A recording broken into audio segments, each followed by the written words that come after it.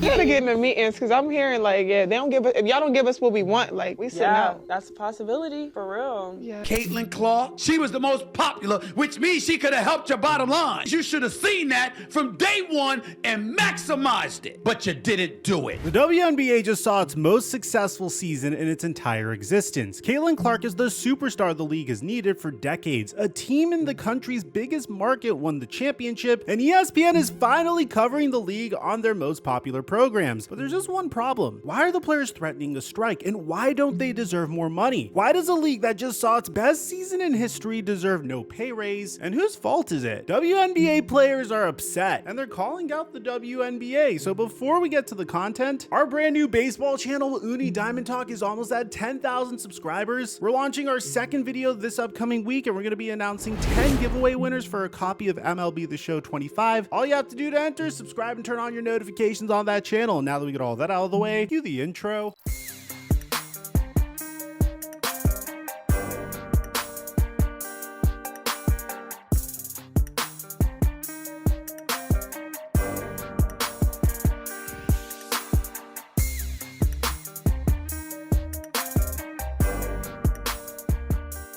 Today's video is sponsored by PrizePicks. We've been having a dominant run making easy money on our NBA props that I give away on my Instagram at TheFlightMike and on my Patreon at Microphone. Make sure you use my promo code Microphone to get $50 when you make a play of $5 or more, or just click in the link in the description down below. And thank you, PrizePicks, for the sponsor. Mic check 1 2 1 2. What's going on, everybody? The WNBA hasn't been the most popular league. Personally, I feel like up until 2024, I only watched the WNBA if there weren't any other sports on television, but don't get it twisted. It's not like there wasn't a quality product on the court. There are still amazing players like Sue Bird, Diana Taurasi, Cheryl Swopes, Candace Parker, Breanna Stewart, and the list goes on and on. These are phenomenal basketball players, but that's just it. They were great basketball players, but they weren't superstars. They're not players you need to tune in to watch because you know the next day ESPN will be talking about them all morning. But that all changed in 2024. In comes Caitlin Clark, a player who took the world by storm in college basketball the last 2 years while in Iowa. While she never went on to win the national championship with Iowa, her counting numbers were just ridiculous. She led women's college basketball in scoring, not 1, not 2, not 3, but all 4 years she was at Iowa. Not just that, but she also led in assists per game all 4 years as well. Not to mention the fact that she is the all-time leading scorer in NCAA history. Not women's college basketball specifically, but all of collegiate basketball history. We aren't talking about a talent who's just good for women's basketball. Caitlin Clark is truly one of a kind, a generational talent, a player who could single-handedly save women's basketball. She had the most points in a rookie campaign, most assists in any season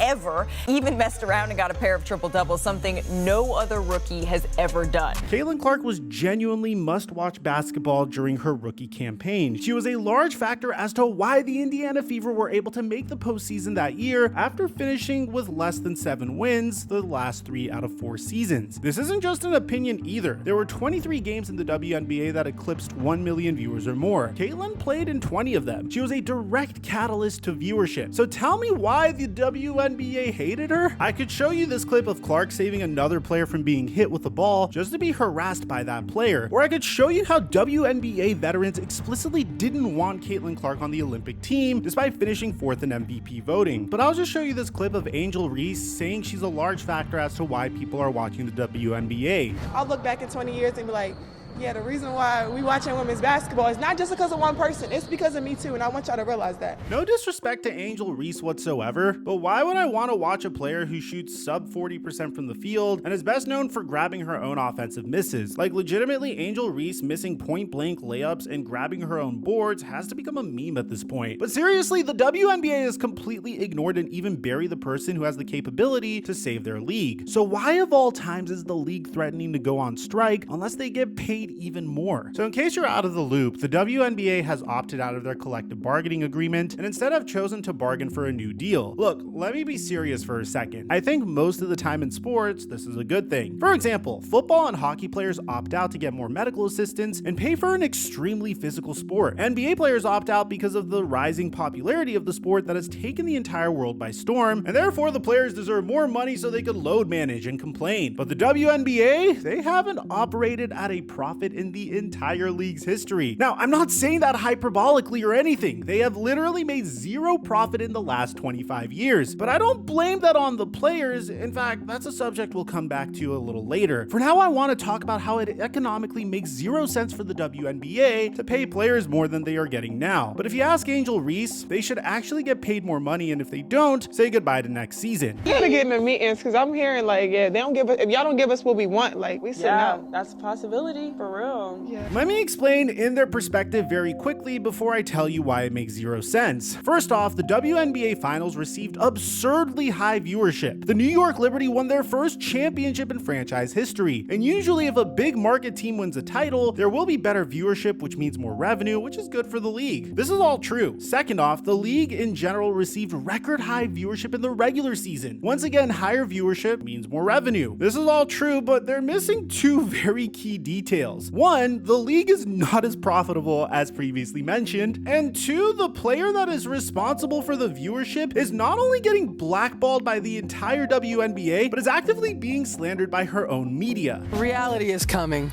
Okay.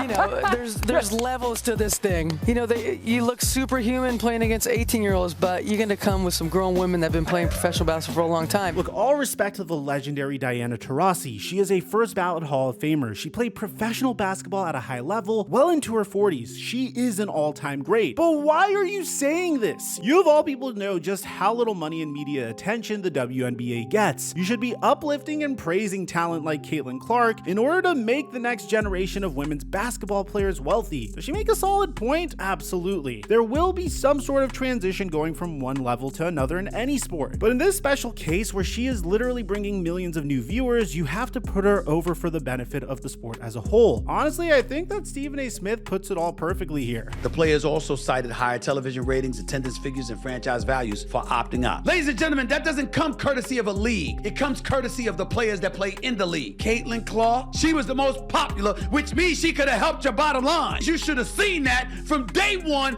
and maximized it. But you didn't do it. So much so you didn't push for her to be on Team USA. So much so you had people like Cheryl Swoops who didn't even want to mention her name. Stephen A. Smith is 100% correct here. But if you want to watch a video where he's wrong, we also have a video on that as well. But back to the topic at hand. What are these players doing? You want to get paid like NBA players? Do you want similar media attention? Push the league's biggest star and you will get it. Keep in mind, it's not even like Caitlin Clark wasn't good enough to make the Olympic team. She averaged nearly 20 points, over 8 assists, and nearly 6 boards, all while shooting 34% from 3. I don't care what league she's in. Those are great numbers in the WNBA, NBA, NBL, and EuroLeague. It does not matter. Like, are we serious? But let me be clear, this isn't just a WNBA issue. This is also a NBA issue, just to a much lesser extent. Old heads hating on Caitlin Clark are ruining the potential of the WNBA. While this is true, old heads hating on the NBA are ruining its appeal in ratings. 1 to 10, your thoughts of the format?